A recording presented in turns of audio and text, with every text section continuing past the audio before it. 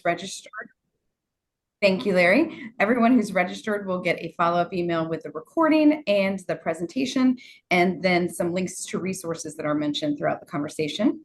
As we go through the presentation, please make sure that you are muted unless you have a question you would like to ask during the question and answers time at the end of the session.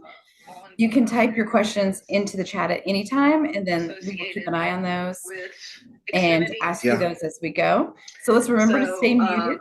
So that would be a key point for some of us right now. Today's Lunch and Learn does offer 1 hour AIA and APA continuing education credits. AIA members, right now, please put your name and AIA member number in the chat. And that way we will make sure that you get the attendance credit for this Lunch and Learn. If you'd like a certificate of completion to report after today's Lunch and Learn, please just put that in the chat and we will email that out to you as well. APA members are going to self-report this session within 24 hours of attendance to receive the credit, and all of this will be up in the follow-up email that we'll send when the session's over. Just as a quick reminder, our Lunch and Learn program is a free tool available to anyone and offered by the Florida Trust for Historic Preservation. We are the statewide preservation nonprofit that helps people see, experience, and save Florida's history. We preserve and share the rich architectural, historical, archaeological, and cultural heritage of Florida. And to make all of that happen, really relies on our ability to communicate to multiple stakeholders why historic preservation makes economic sense in our state and in our communities. So today I would like to now introduce you to our presenter, who is an incredible expert on that very topic in preservation, and share a little bit about him before we get started. Donovan Rypkema is principal of PlaceEconomics, a Washington, D.C. based consulting firm specializing in the intersection of historic preservation and economics for over 40 years. He has led studies, surveys, and workshops in 49 states and more than 30 countries, working with organizations such as the World Bank, UN Development Program, Inter-American Development Bank, and National Trusts worldwide. Rypkema's expertise has benefited groups including the Urban Land Institute, the American Planning Association, Smart Growth America, and numerous federal agencies. He regularly teaches at the University of Pennsylvania and has authored several influential publications, including The Economics of Historic Preservation, a Community Leader's Guide, which is on my desk at all times. Rypkema has received major awards for his work, including the Louis DuPont Crown Shield Award for Lifetime Achievement in Historic Preservation. And with that very impressive bio, Donovan, I hope it was short enough. Please take it away. Thanks, Melissa. Hello, all. Thank you very much. It was Jenny Wolfe who recruited me for this, and then she didn't want to have to listen to it, so she went on vacation to Yosemite. So that's what you get. So I know that the reason you all came today was to, for some reason, this is not advancing. Hold on. I know that the reason you all came was so we could spend 35 minutes talking about this demand and supply graph that is a reflection of revealed preference, which I'll talk about. But I have a better way to explain revealed preference, and it's with ice cream cones. So there is in kind of economic analysis, there are kind of a couple approaches. One is called stated preference, and one is called revealed preference. And I could say to all of you, if I could see all of your faces, like little boxes on the screen, I could say, which of you prefer chocolate ice cream? And a bunch of you would raise your hands. And then I could say, okay, which of you prefer vanilla ice cream? And others would raise your hands. And that's stated preference. You're raising your hand. I like chocolate better. Or we could simply have a guy roll in with a cart of ice cream cones, some chocolate and some vanilla, and you take one, a chocolate or a vanilla, and you have revealed your preference. You don't have to raise your hand. You've revealed your preference by the option you made. Well, much of our analysis that we do is based on a revealed preference, and I'll give you examples of that. But most of what you'll hear from me today is based on the studies we've done in the last few years around the country, done them in big cities, New York and Los Angeles, and Phoenix and San Antonio, middle-sized places, Miami-Dade County, and Columbia, South Carolina, and Indianapolis and Raleigh, and then some smaller places, Frankfort, Connecticut, or Frankfort, Kentucky, Saratoga Springs, New York, Cumberland, Maryland. And we just kind of gather more and more data. And by the way, we have great clients. So nearly always when we're done with the study, they let us put it on our website, let people download it for free. So if you want to look at any of these, go to the PlaceEconomics website. There's a tab that's called Publications, and there's 40 or 50 studies there. Just download whatever you want. We're in the midst of finishing studies in Dallas and Philadelphia, and we're kind of halfway through studies in Washington, D.C. and San Diego, so we have more to add as time goes forward. But again, this is about economic vitality, and in the end, that means jobs. So as a kind of oversimplification, it's a rule of thumb. In the United States, if you build a new building, half the expenditure is going to go for labor, half of it's going to go for materials. But when you rehabilitate a building, 60 to 70% goes to labor, the balance to materials. And that makes a huge difference. That labor intensity makes a huge difference in terms of local economic impact. Of all of the industries that are kept track of, and that's 525 or 530, there's very few of them that are more labor intensive than is the rehabilitation of older and historic buildings. And here's how it manifests itself. We just finished a study, or just finishing a study in Fort Wayne, Indiana, city of, I don't know, a couple 100,000 people, and they have had consistent investment in tax credit projects over the last decade. And on average, that's meant 258 jobs and $18 million in labor income. Now, imagine that you're the economic development director in Fort Wayne, and you go to the city council and say, hey, I just recruited a business that's going to bring in 258 jobs. Well, you get a standing ovation from the mayor, but that's what year after year after year, the investment in Fort Wayne means to that local economy. We did a study a few years ago in Arkansas and looked at the jobs generated by tax credit programs there. But here's the other thing that we learned is every time there's $1 million invested in historic rehabilitation project, that there's another $700,000 that is generated in additional economic activity in Arkansas. So there's this spin-off effect, more activity generated by historic preservation generated. That is economic vitality. But the job is not limited to construction projects. The study we looked at in Los Angeles, what the rest of us call historic districts, they call historic preservation overlay zones. Most of them are residential. There's not very many commercial historic districts in LA, but they have very vibrant National Register districts. And again, Los Angeles is a very vibrant economy, and the job growth over the period we looked at was 15% in the rest of Los Angeles.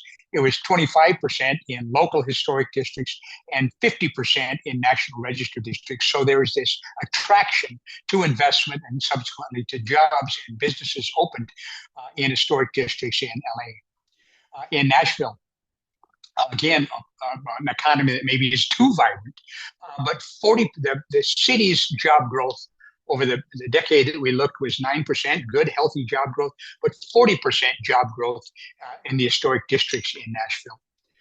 And then kind of on the other end of the kind of economic vibrancy is Cumberland, Maryland, a place, in fact, that has been losing jobs, except in the historic districts, where over the 15-year period, in fact, they added jobs in the historic districts while they lost jobs in the rest of the city.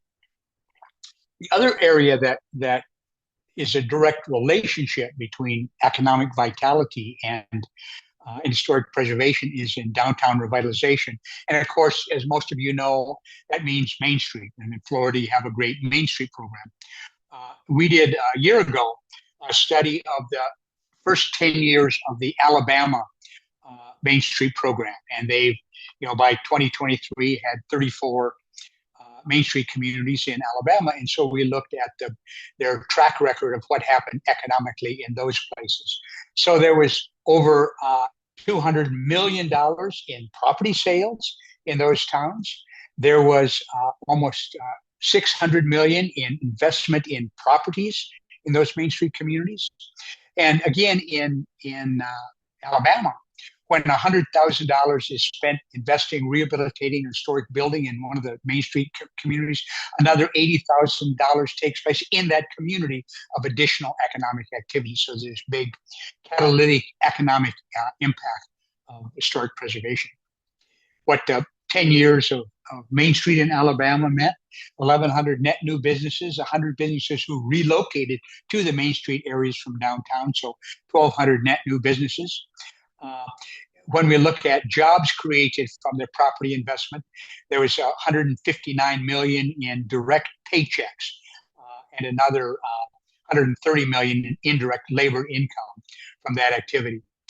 And, oftentimes we're looking for city governments and state governments to help support our preservation activities.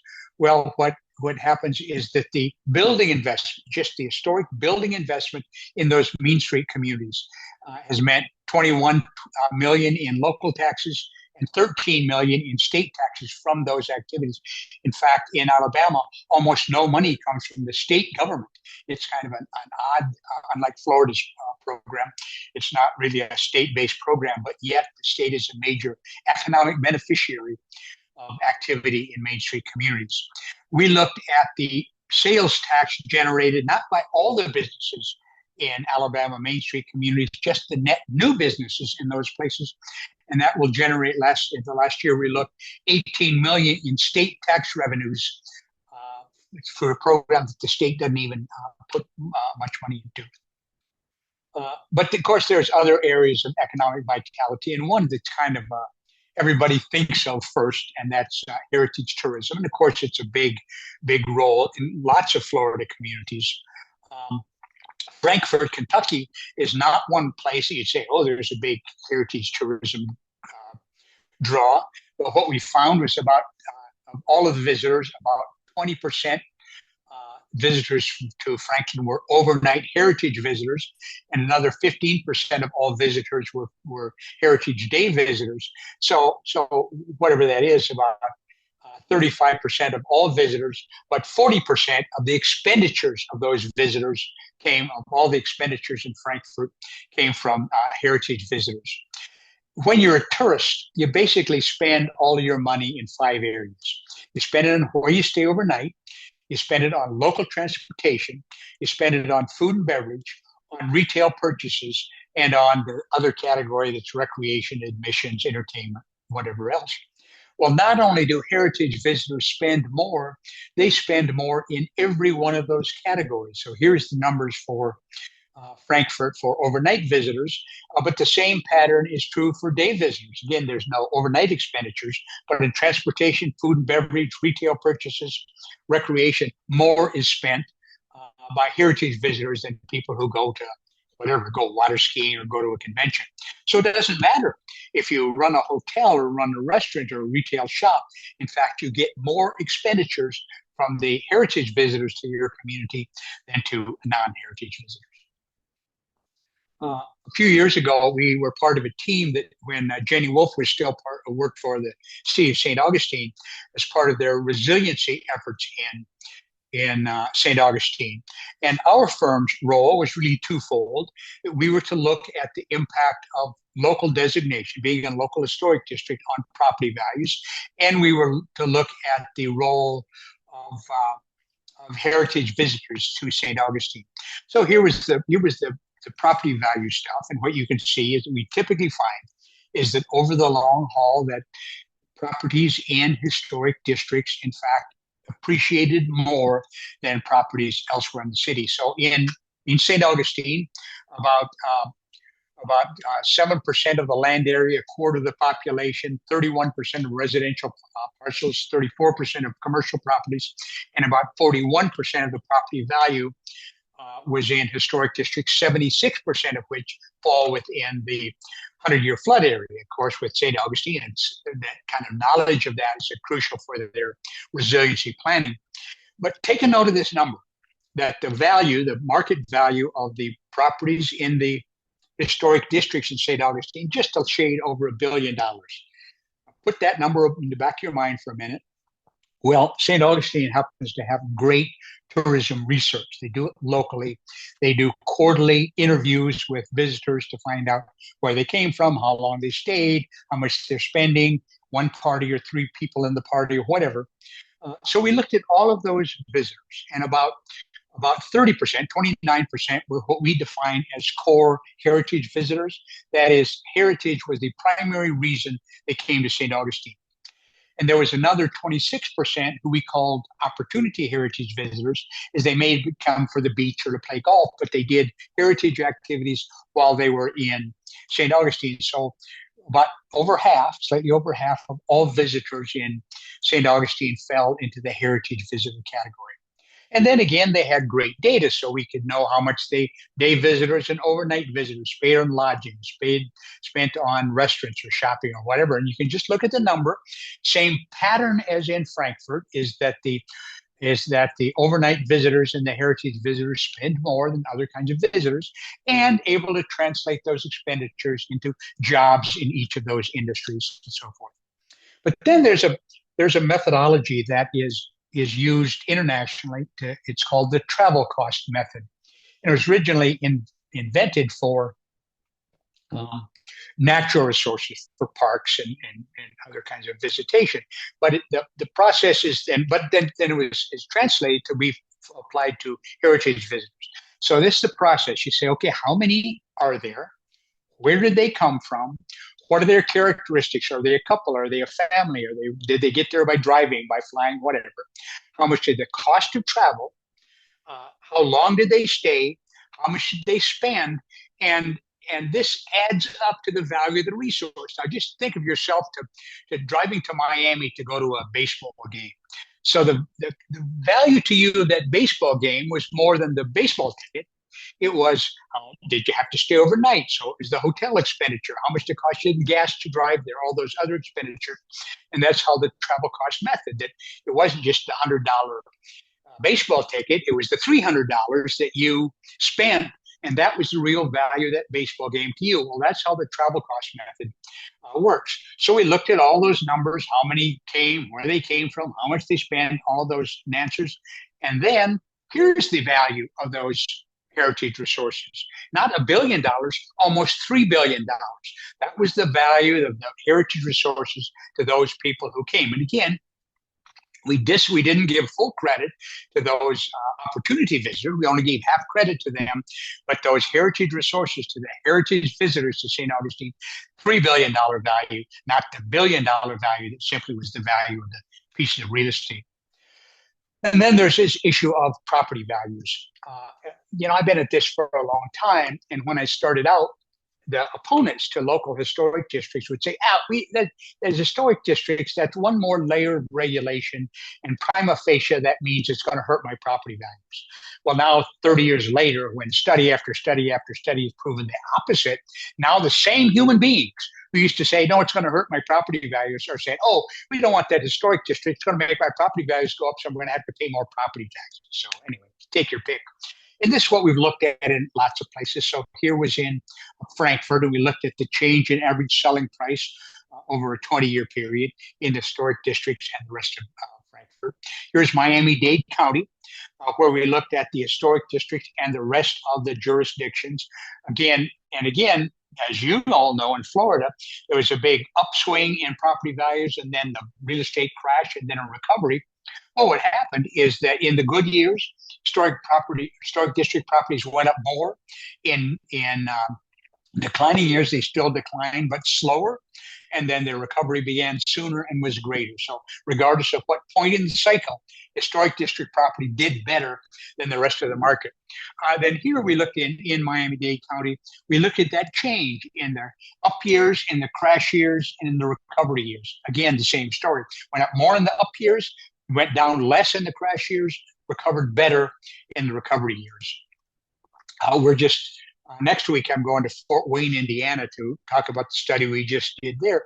And we looked at the incremental property taxes that are generated from historic districts, not the whole property taxes from historic districts, just the incremental amount that's generated because of their extra increase in value.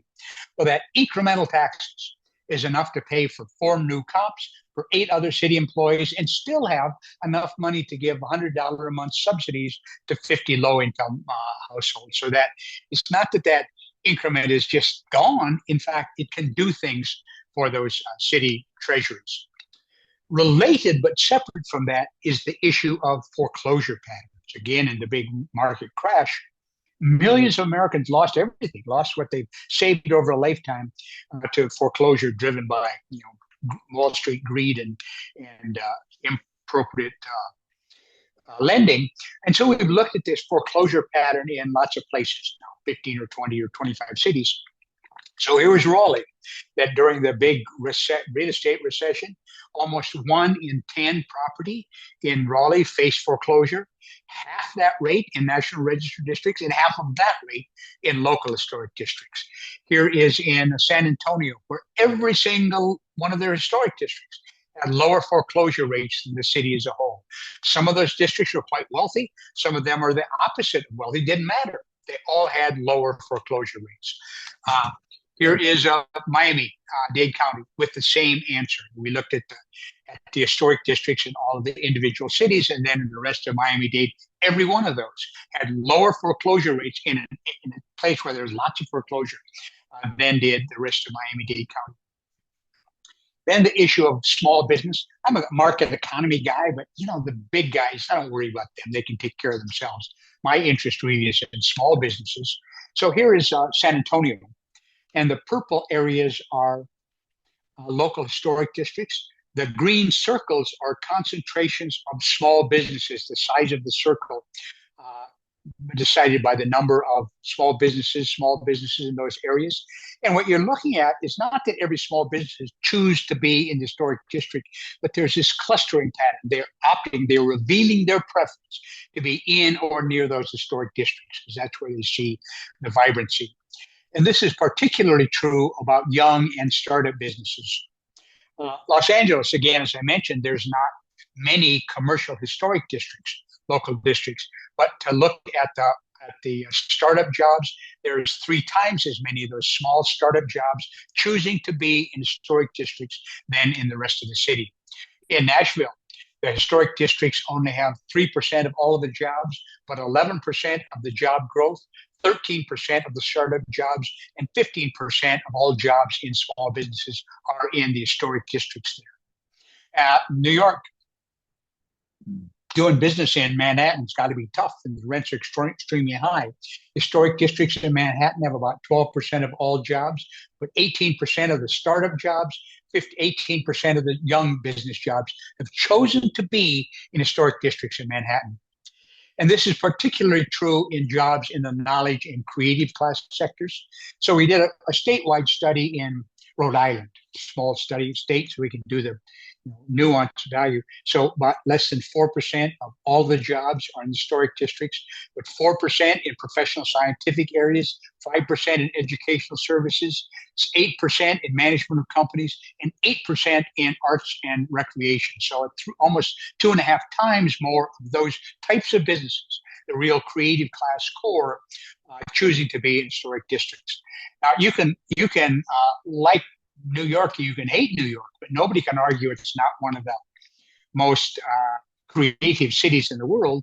Again, 12.5% of all jobs, but 16% of information jobs, 21% of educational services, 23% of arts, entertainment, and recreation jobs. So it's creative class jobs opting to be in historic districts.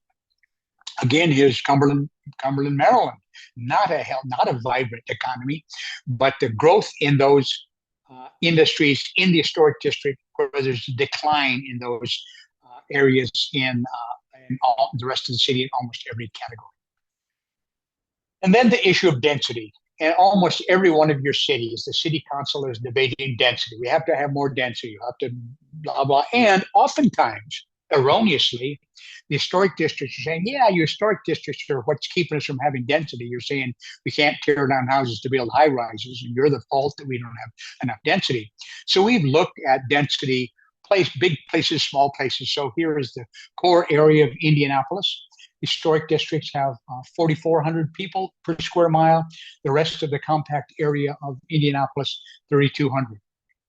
Here's Los Angeles, who nobody thinks of as a dense place. Historic district, 15,000 people square mile. Rest of the city, 8,700. Here is Raleigh. At the beginning of the 20th century, had almost 8,000 people per square mile. And then with expansion, with annexation, with the automobile, with reorientation, with suburban development, density fell a large amount. But here's density in Raleigh today. That the city as a whole has a density of about 2,500 people per square mile. Local historic districts, twice the density. And historic districts, all historic districts, about 4,600. Then the issue of neighborhood level diversity. And I know that's an issue in many Florida communities, as it should be. So we try to look at that. So here again is Indianapolis. The horizontal line is the share of white population in the city as a whole, about 60%. And there's the individual distribution of the local historic districts. And what you could see is that there's some historic districts that are a little more white, some that are a little more black, but to a large extent, those historic districts are reflecting the population of the city as a whole. Here's the state of Rhode Island, where we looked at the demographics by income. And when I first looked at the data, I thought my colleagues were lying to me because the numbers are so perfect. But that's the distribution. Who lives in historic districts in Rhode Island by income is virtually identical. Who lives in historic by income category in the state as a whole. There's not much of a black population in Rhode Island, but such as it is, it again almost mirrors the racial distribution in the historic district as the state as a whole.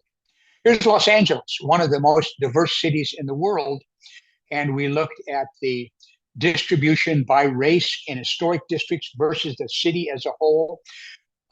Other means Native Americans, Asia or Pacific Islanders, very kind of miscellaneous category.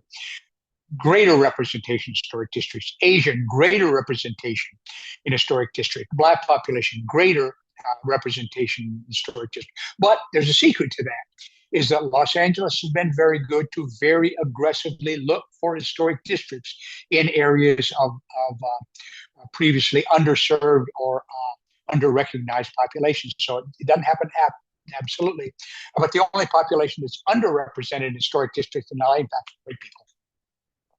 And my favorite is in Buffalo. Buffalo, in fact, is a pretty segregated, a challenging city and pretty segregated. And we looked at, and here's what we did there. We said that a neighborhood that was 80% one race, that is 80% black or 80% white, was basically a segregated neighborhood. That a neighborhood that was 60 to 80% one race, we called a mixed neighborhood. And a neighborhood that was no more than 40 to 60% one race, we call a fully integrated. So if we look at the black population, 70% of the black population in the rest of Buffalo lives in essentially segregated neighborhoods.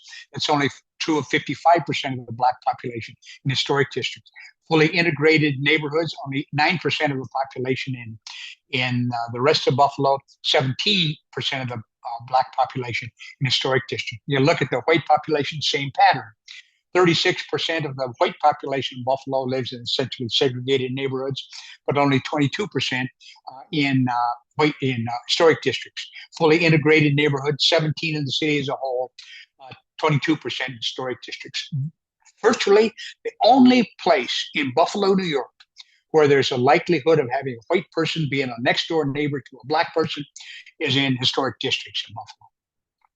And then the issue that's true in every large and small place in America, and that's housing affordability. So again, in Miami-Dade County, there's this concept of housing cost burden.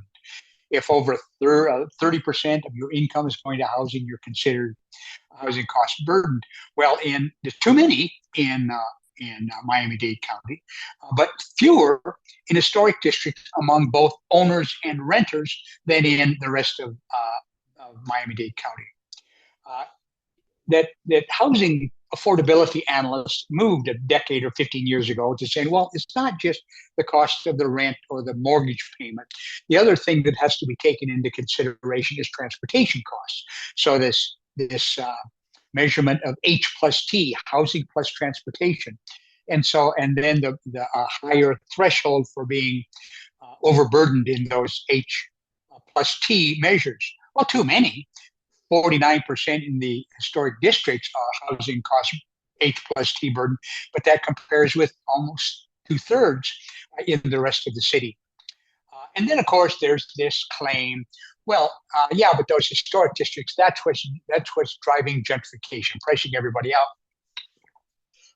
So when we had our first meeting with our client in LA, they said, regardless of what the answer is, in your study, you have to take a look at gentrification. Nobody's going to take the study seriously, excuse me, if you haven't at least looked at gentrification.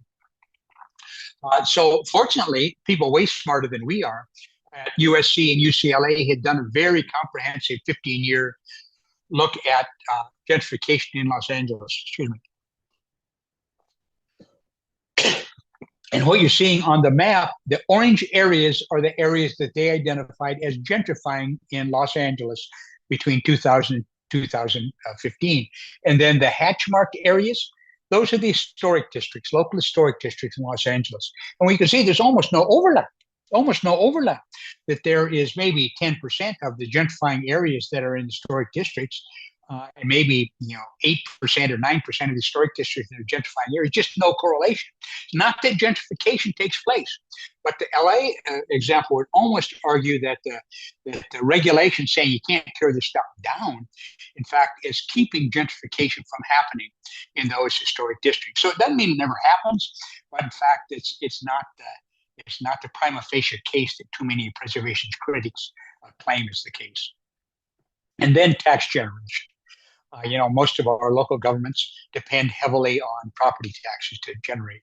So we've looked all over it, what that means. So here is the value per acre that directly relates to the taxes to the local coffers. Value per acre in historic districts in Saratoga Springs, 600,000, 550,000, twice what it is in the rest of the city. Here is Miami-Dade County. $3 million per acre value in historic districts compared to about 800,000 in the rest of the county. And then this role of preservation as catalyst. Oftentimes historic preservation activities, projects catalyze other activities. So here's one of my favorites, Rouse's Market in New Orleans. And this wasn't one of the really cool neighborhoods in New Orleans, just another neighborhood. And this was a automobile dealership built in the 50s, and it was surrounded by vacant lots. You can see between Katrina and when this was done, nothing, zero, zip, nada happened to this neighborhood, nothing. And then Rouse's Market took place, followed by $140 million of additional activity all around it, mostly on vacant lots, all around Rouse's Market. And we interviewed every developer who did say, why do you do this? Well, because that Rouse's Market catalyzed the neighborhood, and Rouse's Market was an historic preservation project. Another one of my favorites is in the middle of Baltimore, in a city that still loses population, not particularly economically healthy. So this was a long vacant industrial building. The developer redeveloped it as a housing targeted at nurses, teachers, cops, firemen, fire workers. And it generated a bunch of other activity right around it. And what you see is that in the area right around the Miller's Court, the population grew over that 13-year period, where the rest of the population in Baltimore was still declining. So all of those are from revealed preference kind of things, and it's the quantitative side. And we're a quantitative research firm, but we've learned that the quantitative side is necessary but not sufficient. That is the qualitative side that many people care about. And that's really where the stated preference side comes in. In a number of our studies, we've complemented the quantitative research with a qualitative survey kind of research. So one was in Portland, Maine, did a community survey. And we asked a series of questions. And the first was, why do you live in Portland? Number one answer, the character and sense of place in Portland. Okay, good answer. And it's a wonderful, wonderful place. And then when we asked a question about historic preservation, the top answer Historic preservation maintains Portland's character and identity. That's why they live there, and it's historic preservation fact that provides it. And then you've all done these kind of surveys where you rank things from 1 to 10 or 1 to 100. And so the scale was this: at one end, Portland would be just as good a city without historic preservation. In the middle, historic preservation neither adds nor detracts from the city. And then at the end, Portland is a much better city because of historic preservation. And here was the answer: skewed heavily to the highest end, that it's a much better place because of historic preservation.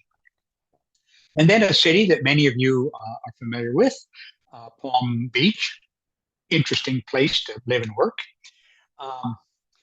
And we did a survey there, and we asked, how important to you is a bunch of characteristics, one of which was historic character. Well, 2/3 called it very important. Another 27% said somewhat important.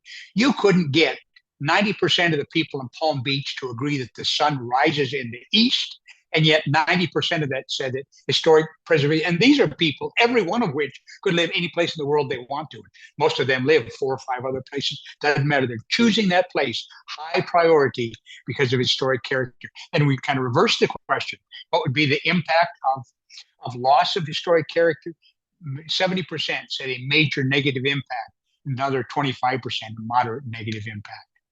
Then in Calgary, Ontario, they have 4 commercial districts in Ontario and Calgary that have a concentration of heritage buildings. So we did a survey about the importance of those things. In choosing a commercial district, how important is each of this? The first one was walkability, no surprise. Second most was the historic character of the city. And then, for you Main Streeters out there, the next was many locally owned businesses. Then in St. Petersburg, where we did a study a year ago, released a little over a year ago, we also did a community survey and great solicitation of organizations to help distribute the survey. Why do you live in St. Petersburg? Same answer as in Portland: the character, sense of place of St. Petersburg. And how do you feel about the following statements? Historic preservation maintains St. Petersburg character and identity.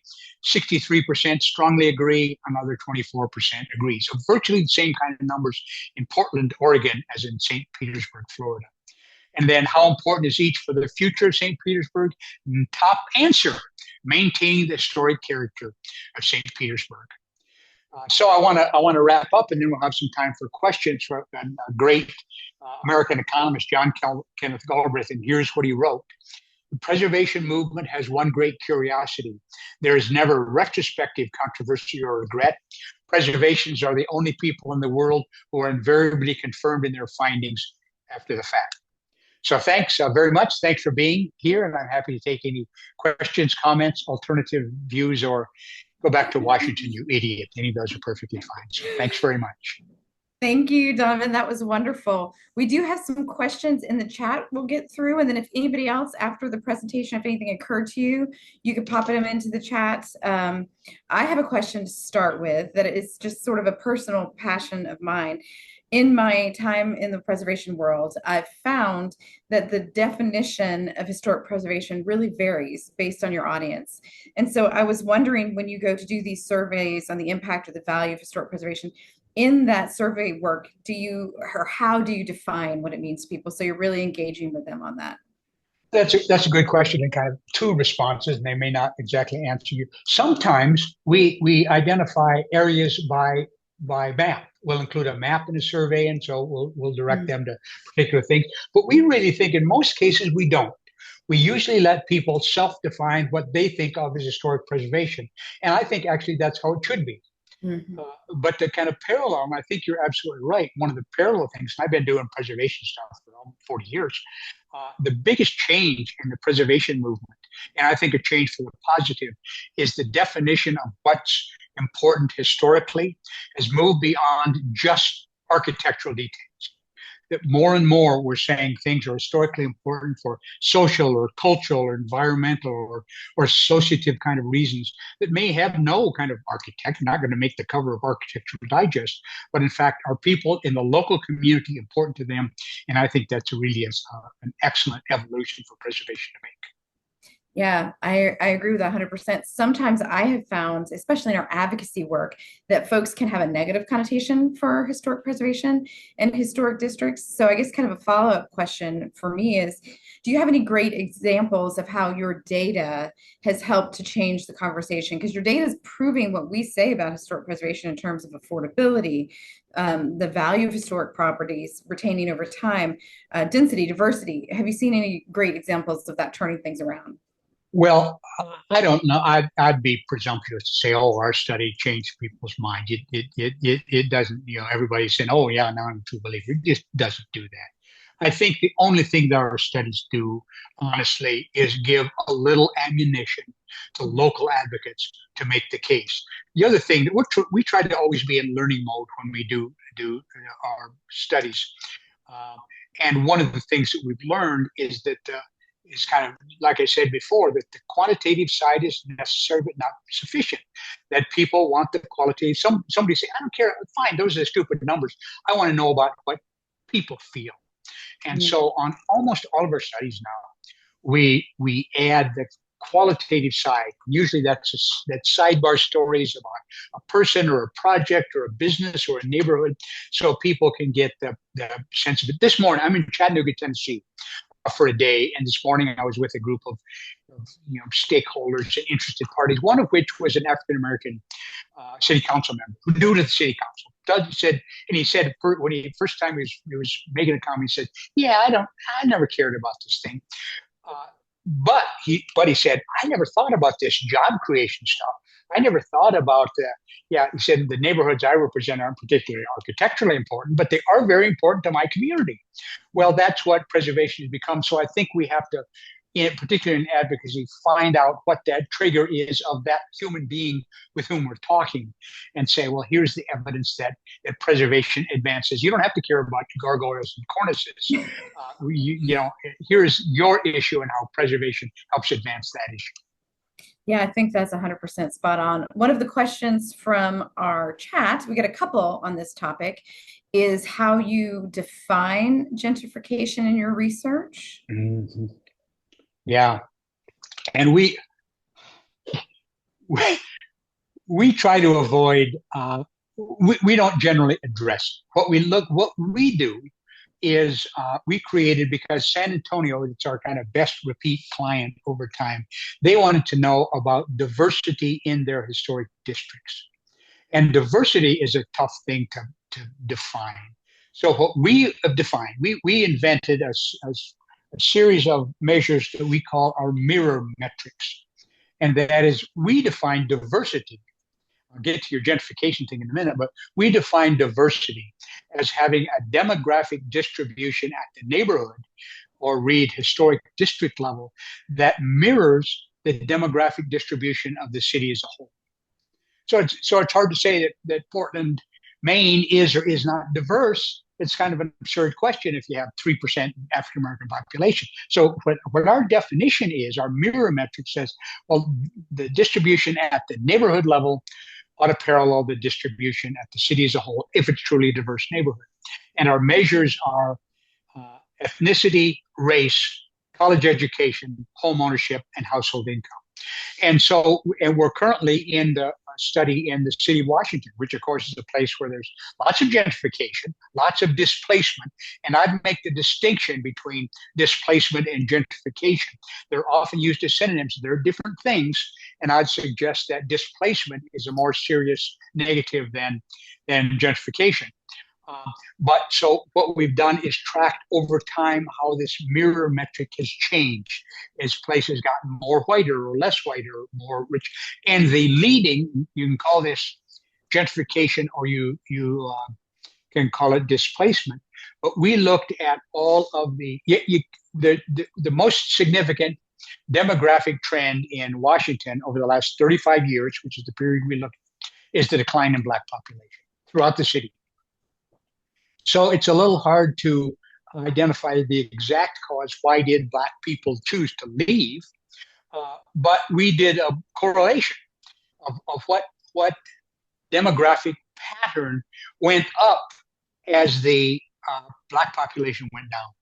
And again, we looked at the growth in white population, the growth in household income, that growth increase in home values, and the increase in average median household income.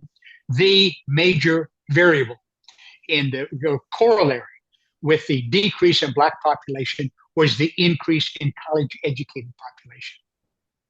So if we say we want to stop that, well, I guess we'd have to say that we want to quit recruiting college educated people, because that was the major correlation with the decline in Black population. Doesn't mean we shouldn't be doing lots of things to stem that. Absolutely sure.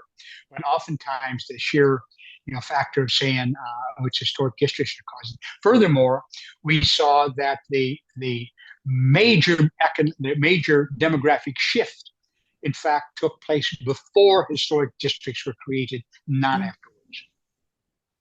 A follow-up question I had from that, when you talk about displacement, is there been any research or data that y'all have been collecting around the impact of disasters and how that impacts historic areas long term?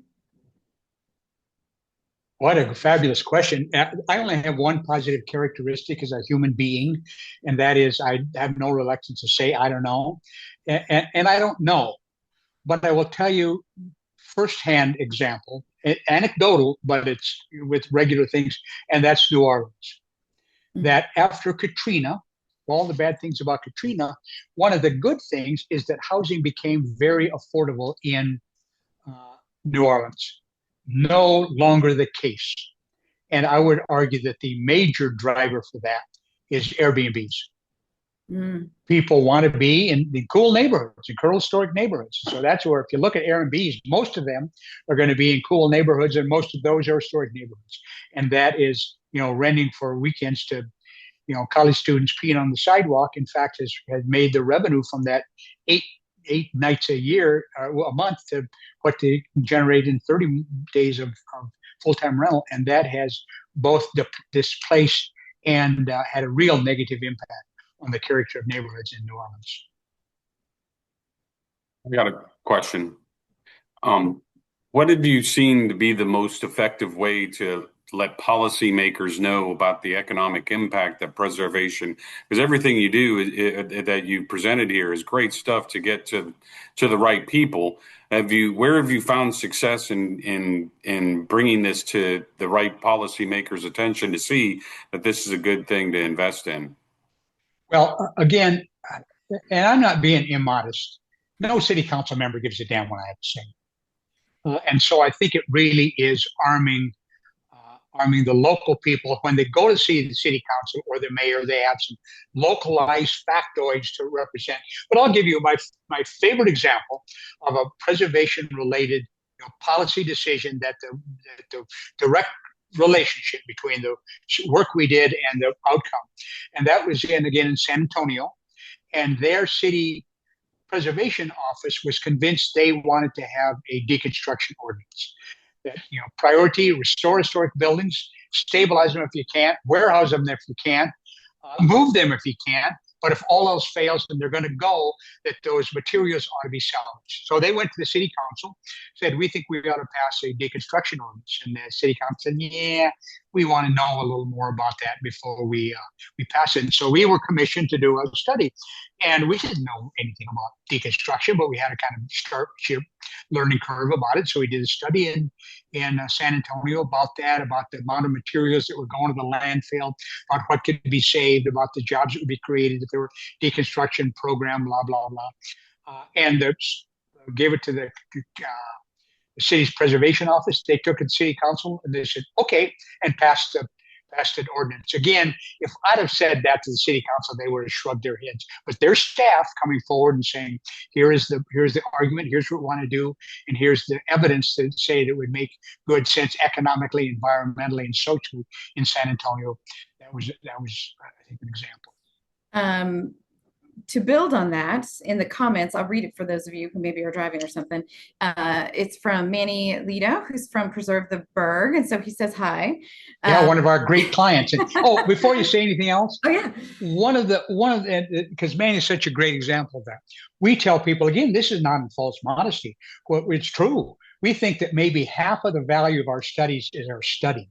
The other half is what the client does with the study. And Manny, maybe the best of any of our clients, really made a very conscious effort to say, all right, we got the stupid study. What are we going to do with it? And very aggressively spread the word about the findings. So anyway. Manny, that is a huge compliment for you. So well done. But in his comment, he says exactly that. For 2 years, he presented the data to the Chamber of Commerce, the Downtown Partnership, neighborhood groups, elected and appointed boards, councils, and throughout Tampa. So the study was a discussion starter and a great PR tool, even if not every listener was receptive, which of course, you would expect. So thank you, Manny, for sharing that great example. Another couple questions before we have to wrap it up. This is from, let's see here. Oh yeah, here we go. Who usually funds the historic preservation catalyst projects? Is it public or private sector? Usually the catalytic ones, because almost always, if the market were strong enough by itself to do those projects, they would happen. So the catalytic one nearly always, it's usually private capital that does the investing. Mm-hmm. Public sector is not very good investors, frankly, but there's nearly always public support of some type. That in the Baltimore case, they use federal tax credits, they use the state tax credits, they use the Baltimore City. They have a very good property tax-based incentive. So lots of times it's layering of a variety of incentives. In the New Orleans one, again, they use the state tax credits, they use the federal tax credits, and they use other local incentives to make that happen. So it's usually sometimes it's the public, sometimes the nonprofit sector that is the kind of catalyst for the catalyst, but it's usually the private sector that puts up their money and the public sector that puts enough incentives in to make it make sense. Yeah, thank you. Another question we don't know that maybe you're getting some data on is, do you collect data around historic properties, historic districts, and insurance or ability to get insurance? Oh, yeah, another great question, and we haven't.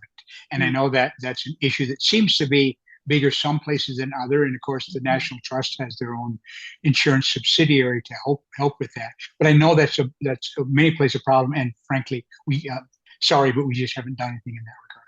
Yeah, it's obviously front of mind for Florida. Yeah, absolutely right. So thank you for that. Okay, so another question, do you apply the same research tools and approach to every community, or do you tailor the research and approach for them? We start from ground zero. Now, some tools we use repeatedly. So when we take investment in historic rehabilitation and the client wants to know what did that mean in terms of jobs, labor income, and local taxes, we use IMPLAN, which is a big econometric database. We say, all right, you spend $1 million rehabilitating the building. We get the data for Columbia, South Carolina, and then can calculate based on IMPLAN, the number of jobs that meant. But every time we just step back, our approach now when we do these studies, every time we do one, we kind of find a new metric to use. We have kind of a menu approach. And so when a client says, oh, we might want to do it, we send them our menu. And so with each menu thing item with a price tag attached. So what the client does say, oh, well, the role of older housing and affordable housing, that's really important, and that'll cost X. Or we want to know the jobs from historic preservation. That's why. We don't care about heritage tourism, but we do care about property value change in historic districts. And so they'll kind of go down what their priorities are, what their budget is, and that's kind of how they choose. So everyone is, we use some methodologies that are same, but we don't do kind of boilerplate. We just, everyone is customized to the needs of the client. Yeah, perfect. Thank you so much. And then our last question for this afternoon is, have you conducted any studies, or are you aware of any studies that looked at Airbnb's impact on affordable housing in general and through the lens of historic preservation? Because obviously many of our neighborhoods are facing some of those same things. I know that there's been some work done. We haven't done, but I'd love an opportunity to do it, because my anecdotal sense is it having a giant impact both on affordability and on neighborhood quality. And here's my pitch on this. The idea behind Airbnbs was, I own a home, I own a garage. I could convert the garage into a rental unit, and I think that's a great idea. In fact, it makes make my home more affordable by having that extra income stream. What Airbnbs have become around the country is horizontal motels that investors are just buying places all over the city to turn into Airbnbs. So there's no kind of living in the neighborhood. There's nobody living in the house or next door to make sure that the, you know, civilized behavior takes place in there. And so that has a disruptive effect on those neighborhoods. If I were the czar, I'd say we want Airbnbs as long as you live in the house or live next door. But this, motel operators buying 40 houses in historic districts in whatever, in Gaines, boroughs, wherever, I think that's very disruptive affordability and the quality of life in historic neighborhoods. I wish somebody had hired us to do a study of that. Maybe somebody on this call might get. Yeah, good. I don't like to advertise, so I didn't mean it that way. I wish somebody would hire somebody to do analysis like that. So. Thank you so much for this great conversation. We know you're so busy and your insights are just so valuable and so helpful. We really appreciate your time today. So again, if all of these wonderful things that we've talked about today, we will get out to you soon with our follow-up email. So look for that. And then our links will be in that email. If you haven't yet put your AAA or APA number in the chat, please do that real quick. That will just help us out and make sure you get the credit that you need to go forward with that. And finally, I just wanted to take a moment to let you know our next Lunch and Learn is September 25th, and it is Emerging Trends in Preservation. So we should take some of the data we just learned and include that in there. And it is a follow-up from the session of that title at Palms. So I hope you will register and join us for that on September 25th. And then in October, we are doing a Lunch and Learn Preserving Historic Cemeteries, which is hosted by Florida Public Archaeology Network's Nigel Rudolph. And in that session, we will explore the complex landscape of historic cemetery preservation, focusing on navigating conflicts between descendant communities and preservation professionals while implementing strategies by statute and community connections. So Larry, what is the time and date on that one? Do you have it in front of you? It'll be in the email. Yeah, it's 11:30 a.m. to 12:30 p.m. Thursday, October 30th. It's the Halloween edition. Yeah. October 30th, though. Okay, there you go. Perfect timing for a cemetery session.